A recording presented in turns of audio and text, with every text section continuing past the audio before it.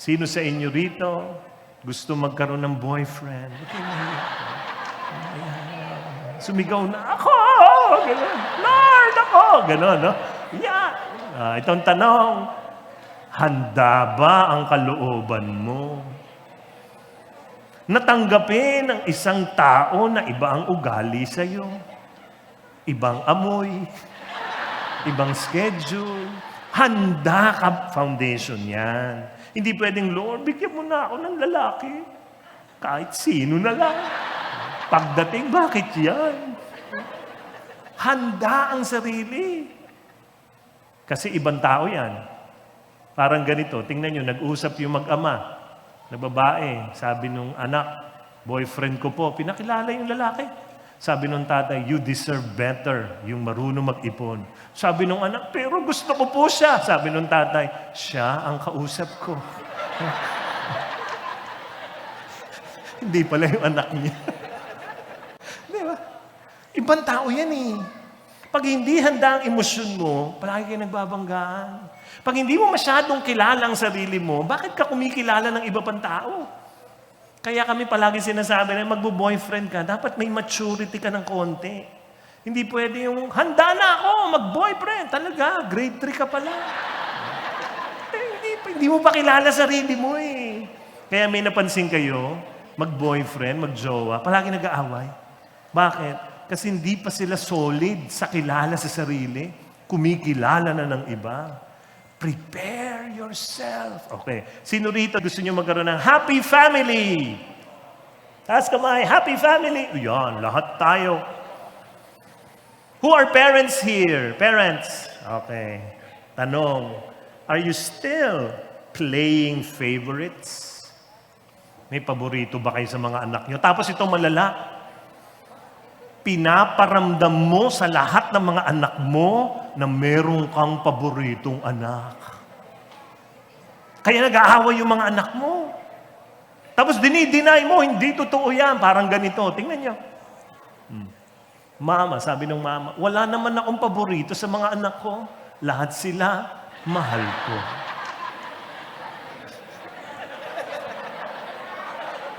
Napansin nyo? Tingnan nyo mabuti. Yung isa, portrait, ang picture. Yung dalawa, ID pictures. Walang paborito, di ba? Kaya, huwag ka na magtaka. Ba't away ng away yung mga anak ko? Kasi, alam nila na may paborito ka. Tapos kawawa yung paborito mo. Pinagkakaisahan ng mga anak, mga kapatid niya. You want to have a happy family? Make sure the foundation is correct. Make sure. Kaya alam nyo yung tinok ko dito na hats, naalala nyo yung coach hat, consultant hat, may tali-tali pa akong ginawa. It went viral all over the world. At ganito ang comment ng mga bata. Walang biro ha. Ngayon nag-viral na naman sa TikTok. 10.5 million views na. Ganito ang kanilang comment. Nilalakasan ko ang volume ng TikTok na ito para marinig ni nanay. Ganon. Yung isa ganyan, sana TikTok, kinakausap yung TikTok. Dumaan sa FYP ito ng nanay ko. Yung page ng Bakit? Di ba? Talagang issue ang pamilya. Gusto mong happy family? Ay, solid ang foundation. Okay. Gusto mong gumraduate with honors, mga nag-aaral, ha? Nag-aaral ka ba talaga? Nagre-research ka ba ng tama? O umaasa ka lang sa copy-paste? Parang ganito. Tingnan niyo. With honor. Ha? Sinora honor po yan. Pati yan, kinapi-paste. Asa ka pa with honors, di ba?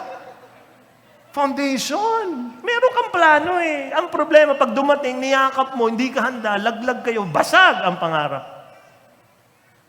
Sino rito? Kay Maya, you want to be healthy, slim, and fit? Naku, lahat. Grabe. Kahit yung payat, ako.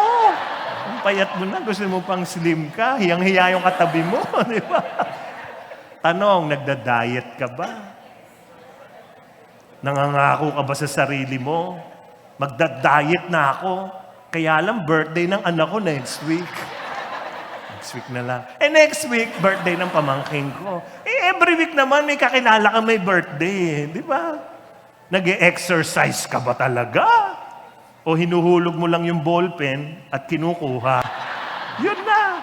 O baka ganito ka. Tingnan mo. In 2 months, before, after, I lost 2 months. Ha? Wala nangyari, no? Kasi hindi solid yung foundation. Hindi solid. To get to your dreams for this new year, you need to make sure the foundation of your character. Character ang labanan dyan. Character yan. But let me go deeper. Yung foundation, pag pinag-usapan nating foundation, sa Tagalog, ito yung tinutungtungan mo eh. No? Diyan ka aapak. Minsan, itong problema natin, ang pundasyon natin ay mga tao na pwedeng mawala. Minsan, pag ang pundasyon mo, magulang mo, anak mo, asawa mo, kaibigan mo, boyfriend mo, girlfriend mo, pwedeng mawala yan. Pwede. Pwede kang iwan ng anak mo at sabihin, mag-aaral ako abroad. Wala na. O kaya, alam mo, pag sobra ang foundation mo, ay talagang anak mo lang, umiikot ang mundo mo, tingnan mo kung gaano gaano mo sasakali ng anak mo. Anak mong lalaki, umiikot ang mundo mo sa kanya. Kawawa yung anak mong lalaki. Lahat ng liligawan niya, bruha. Kahit Miss Universe na ang itsura, bruha yan. Maganda lang itsura niya, sa loob masama. Kasi ayaw mong agawin. Wala talaga yan. O ito pa, pwedeng ang foundation mo ay pera. Nawawala ho ang pera. Subukan yung iwan ang wallet nyo mamaya dito. Pagbalik nyo, nawala. Ang cellphone, pag iniwan nyo, nawawala. Ang wallet, pag iniwan nyo, nawawala. Bakit gano'n? Nawawala sila. Pero ang taba, pag nawala, bumabalik. Bakit ganyan ang buhay? Diba? Pag yun ang foundation mo, lagot ka. Minsan, ang foundation mo, sarili mo, yung talino mo, ay, pwedeng mawala yan. O kaya yung looks, yung mukha mo. Yung mukha. Kanina, nandito ako sa holding room, lumapit yung isang bata.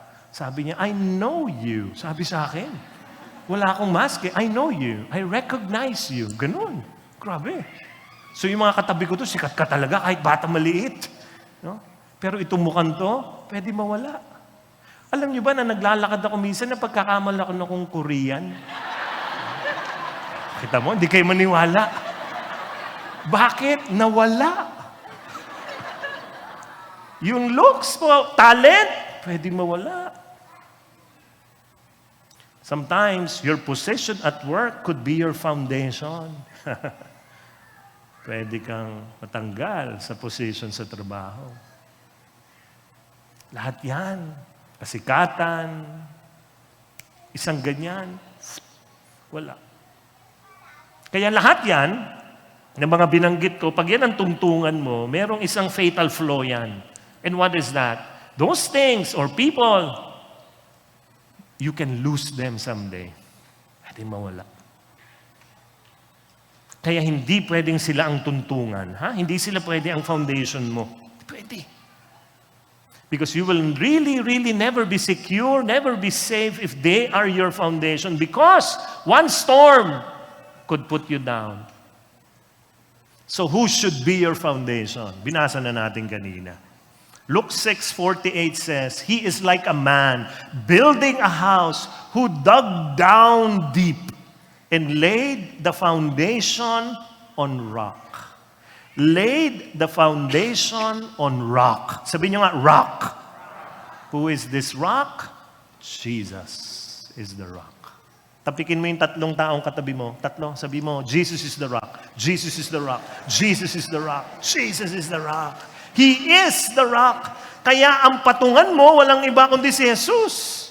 You want your dreams to come true? Make your foundation Jesus.